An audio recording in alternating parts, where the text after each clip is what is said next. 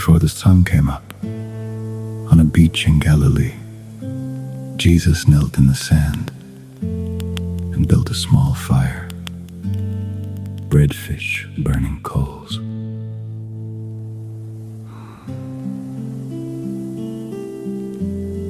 Because out on that dark water was a man who could no longer smell charcoal smoke without hearing a rooster.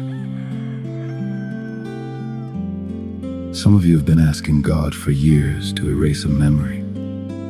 He will not erase it. He loves you too much to leave a burned place empty. This is the story of what he does instead. Because you have a smell too. An ordinary afternoon. A neighbor lights a grill 2 houses down. The smoke drifts over the fence. And suddenly, you are not on the porch anymore.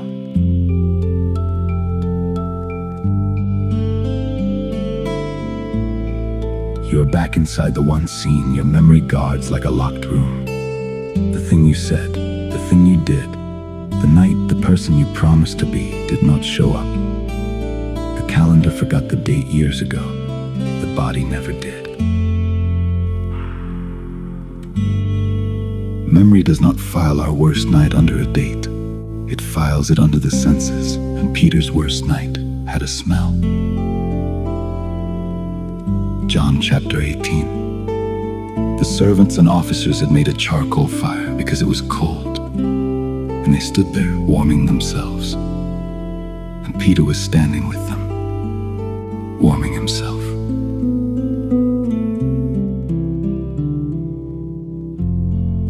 When they arrested Jesus, almost everyone ran. Peter followed. Into the city through the gate, into the courtyard of the men holding the trial. The ones who fled never got near the fire. Only the man who followed got close enough to fall. 3 times, by that charcoal fire, warming his hands among the guards, they asked him. And 3 times he said the sentence he would hear in his own voice for the rest of his life. I do not know him. And the rooster crowed. And Luke records that the Lord turned and looked at Peter. He went out and wept bitterly. One thing needs to be said before we go on. Peter's shame was his own. He was asked and he denied that is guilt. And guilt is real. But some of you are guarding a room you were thrown into. A night that was done to you. Not by you. If that is your smell, the shame you carry was never yours to hold. He walks into that room too, and what he does there is not to ask you, to answer for it. It is to sit with you in it. But for the man in this story, the failure was his own hands. And somewhere in the ruins of that night, a fisherman's memory did what memory does. It kept the smoke. John chapter 21. Weeks after the resurrection, Peter has seen the risen Lord with his own eyes. Alive, standing inside a locked room. And still, he says 3 words that are easy to read too quickly. I am going fishing. That is not a hobby. It is a retreat. Fishing was who Peter was before Jesus ever called his name. The boat is the old life, the old self, the one that never failed anyone, because no one had asked it for anything yet. You have done this. The failure whispers that the calling was a mistake, that the kindest thing you can do is quietly hand it back and return to the version of you that never got asked for much. You know the shape of that retreat, the old habit you went back to, the old crowd, the old numbness, the smaller life that asked no questions. Because a man who expects nothing of you can never watch you fail. So Peter fishes. All night the water black, the nets light, and they catch nothing. Even the old life would not take him back. Then the dawn comes up gray over the water, and a figure stands on the shore, 100 yards off, too far to name. Children, have you any fish? Children. That is what he calls them. Grown men, wet, cold, empty-handed. And heaven calls them children. No. Throw the net on the right side of the boat, and the net fills until they cannot haul it in. John does not recognize the face. The light is too low, the distance too far. He recognizes the miracle. Because this exact thing had happened once before. Years ago, on the same water, on the morning everything began. A stranger, a word, a breaking net. It is the Lord. And Peter, the man who denied him 3 times, the man with every reason to dread this reunion, throws himself into the sea. He does not wait for the boat. Shame builds distance. It had weeks of unresolved silence to talk Peter out of this moment. And the second he knew the Lord was on the shore, the distance lost. The failure had buried the love. It had not killed it. They dragged the nets to the sand, and John, who's in that courtyard, who knows exactly what that night smelled like, writes down in detail no one else would have kept. When they got out on land, they saw a charcoal fire there, with fish lay on it, and bread. John wrote this story, and to name the fire on that beach, he reaches for one specific ancient word, a word he uses only twice in everything he ever wrote. The fire in the courtyard where Peter denied him, and the fire on this beach where Jesus is making breakfast. John seems determined to make sure we do not miss it. By the time the boat reached the shore, the fire was already burning. Not the coals from the courtyard, those were ash in Jerusalem, 100 miles behind him. But the same kind of fire, the same smoke, the hour before sunrise, the same cold. It is difficult to believe he did not know what that smell had become. That for the rest of Peter's life, every charcoal fire in every village in Galilee was going to drag him back, that courtyard.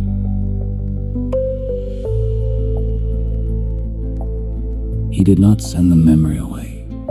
He walked into it and set a table there. Every power in heaven was in his hands that morning, and the hands chose to meet breakfast.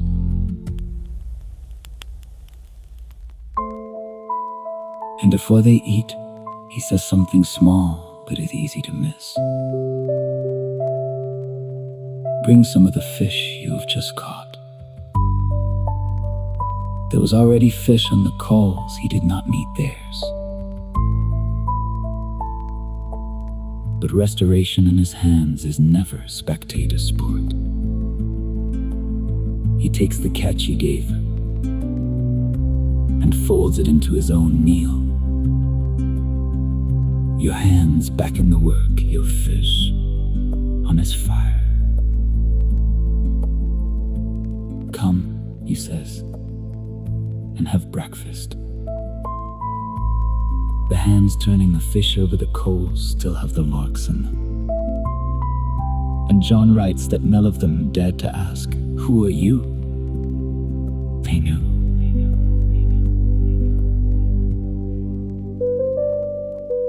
So they sit in the smoke of the worst night of Peter's life,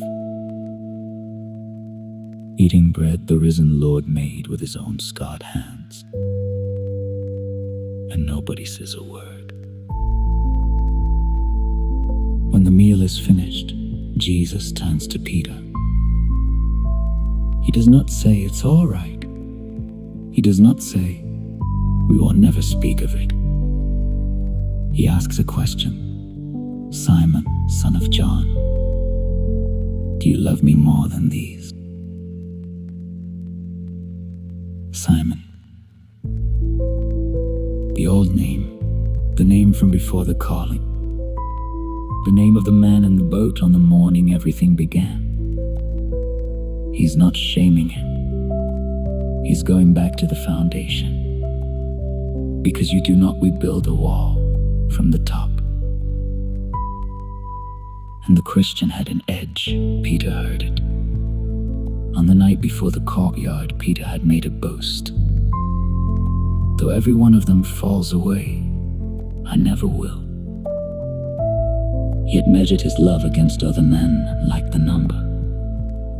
And now the comparison is lying on the sand between them.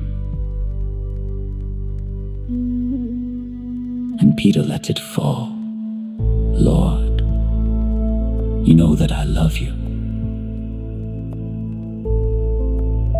No more ranking, no more measuring. Just the only thing left standing.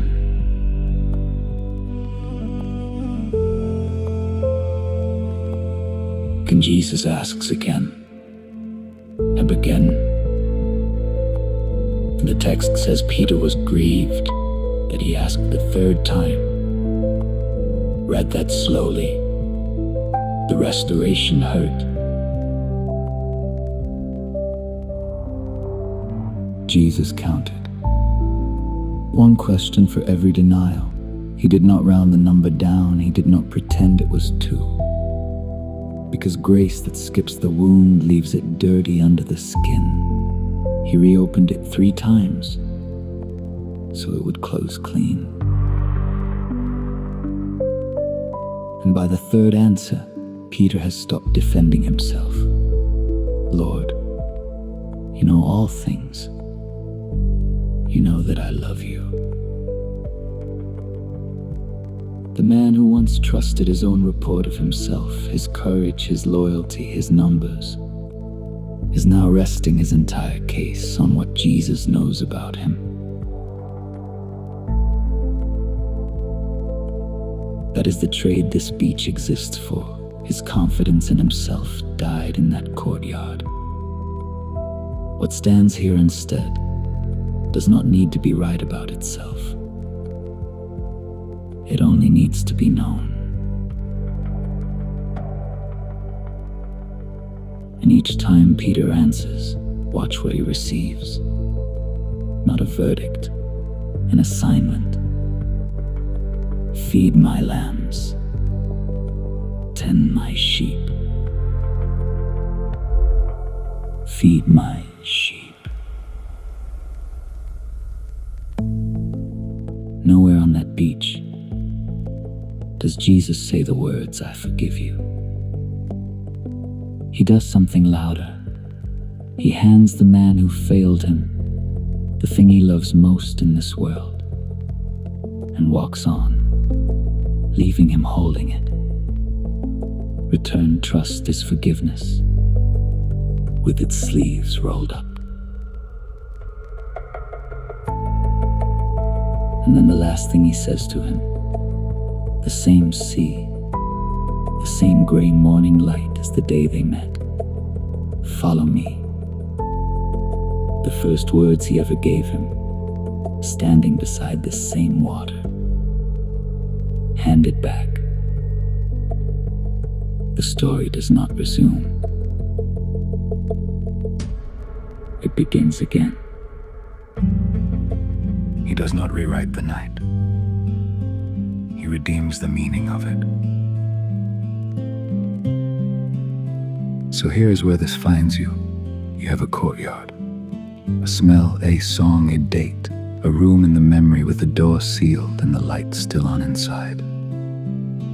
You've been managing it, the only way you knew how, by never going in.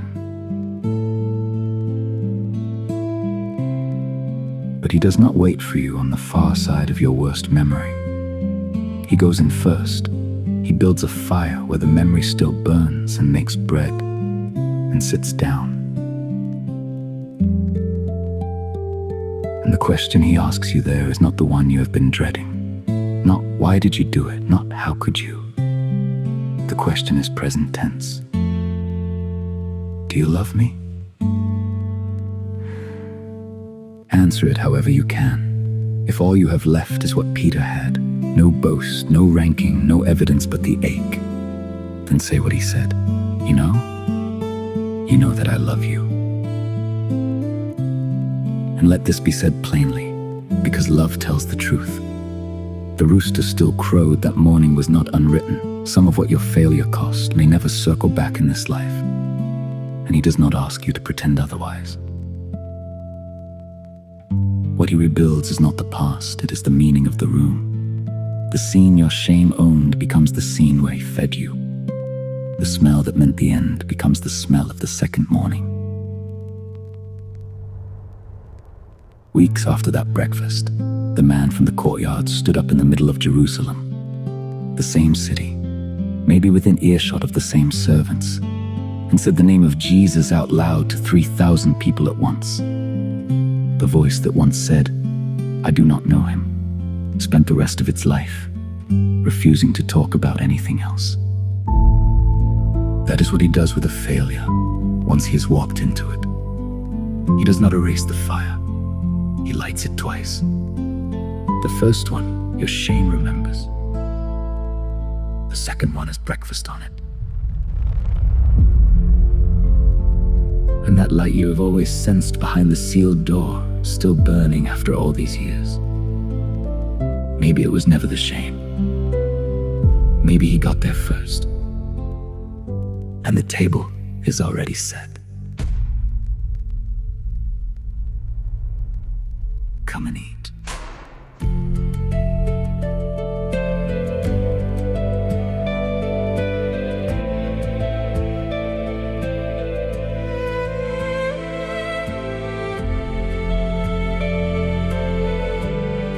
The smoke came over the fence today, and I was back inside that night. The words I said, the man I wasn't, the rooster in the early light. I learned to live around that room, to never touch the door. But you were at the water's edge, building a fire on the shore. You lit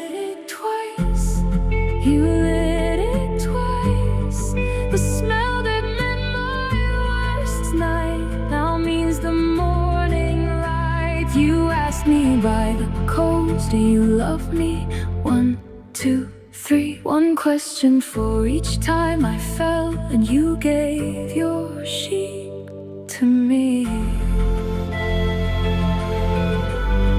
You lit it twice. You lit it twice.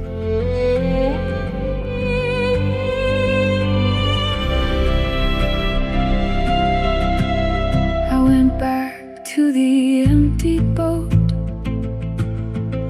the old name and the sea. I fished the whole night through for nothing. Even the past was done with me. Then a voice came off the water, and the net was full of dawn. And I could not wait for the slow old boat. I swam to you headlong. You lit it twice. You lit it twice. The smell that ended my worst night now means the morning light. You asked me by the coals, do you love me? 1, 2, 3. One question for each time I fell, and you gave your sheep to me. You lit it twice. You lit it twice.